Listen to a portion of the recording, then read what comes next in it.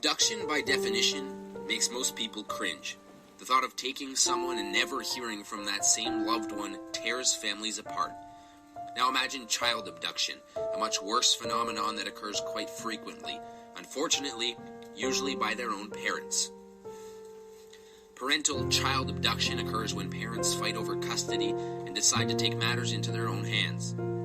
The reality of this is parents take their child away from each other in order to keep custody. In many cases, the abduction tends to cross borders in order to really lose all contact and chance at family law battles. In the end, this causes international family law issues. This problem has and continues to occur. This issue needs remedy in order to guarantee the best interest and safety of the child. In order to deal with such cases, the international community of nations came up with the Hague Convention, where countries sign regulations and procedures to follow when there is a child abduction that crosses international borders.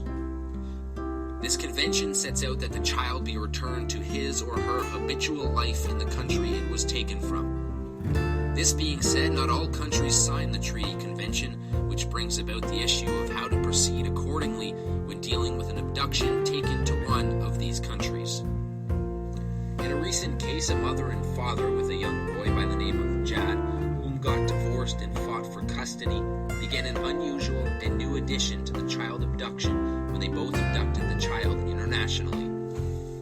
The father took the boy on vacation to Lebanon, where the father is from, and promised their return on September 1st. However, when the day came, they both were unaccounted for.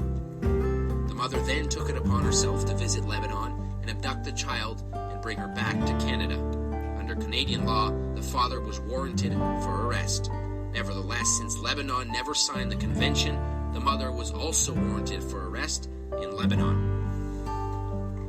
This case explains the main issues that come with parental abduction. The child is taken from his or her culture, natural habitat if you must, and is forced into a new one, losing heritage and culture, among other things such as language potentially. The point of the matter is, abducting the child does more harm than good in the end, and is a selfish way to deal with custody and family law matters. This case also illustrates the increasing issue with parental abduction with non-signatories of the Hague Convention because it composes the parent whom the child was taken from to take matters into their own hand and incriminate themselves in the process.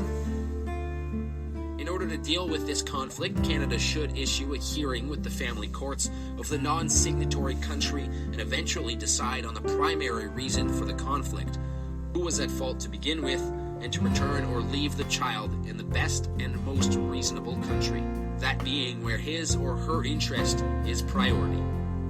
In this case, for instance, the courts and mediators should portray the father as the initial problem and the mother to be held liable for her actions as well within a reasonable and logical manner.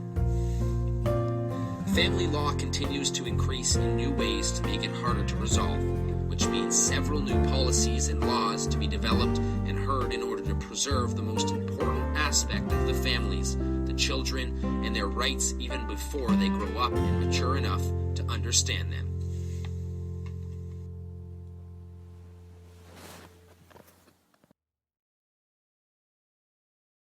Created using Powtoon.